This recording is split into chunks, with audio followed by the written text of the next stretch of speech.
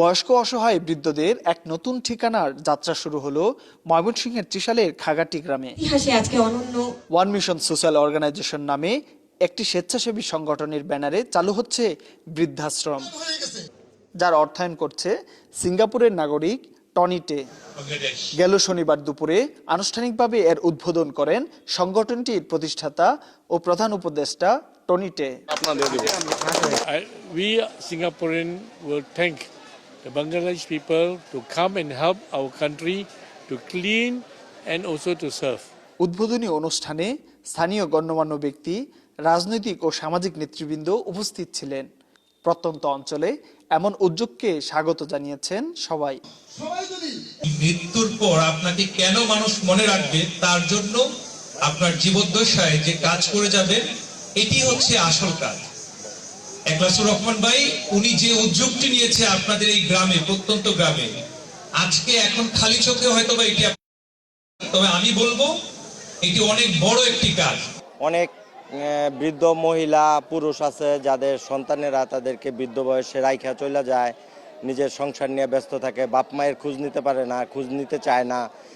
এই সব লোক যারা আছে এরা এই বৃদ্ধাশ্রম হওয়াতে সেবার পাবে, তারা উপকৃত হবে এবং তাদের শেষ সম্বল বৃদ্ধ বয়সে একটা সুন্দর আশ্রয় এবং আবাসস্থল হইল আর কি। দেশের এলাকা অনেক অসহায় আছে, বৃদ্ধ আছে, অনেকে বাপ মারে খাবারও দিতে চায় না। তো এরকম অসহায় লোক যারা আছে তারা এখানে আসলে খাবার পাবে, ফ্রি পাবে, চিকিৎসা পাবে। ডেফিনেটলি এলাকার মানুষের জন্য খুবই উপকার হবে, সবাই খুবই উপকৃত হবে। আর এলাকার সবাই আমরা যারা আছি সবাই মিলে সাপোর্ট করব, এই অঙ্গীকার আমাদের ভিতরে আছে। প্রত্যন্ত গ্রামে এমন একটি বৃদ্ধাশ্রম নির্মাণে যার অবদান সবচেয়ে বেশি, তিনি সিঙ্গাপুর প্রবাসী একলাসুর রহমান। তার চেষ্টায় 50 জন বৃদ্ধের থাকা, খাওয়া, চিকিৎসা সহ সব সুবিধা নিয়ে চালু হচ্ছে ওয়ান মিশনের এই বৃদ্ধাশ্রমটি। 50টা বেড অলরেডি রাখছি, 50টা লোক বর্তমানে থাকতে পারবে।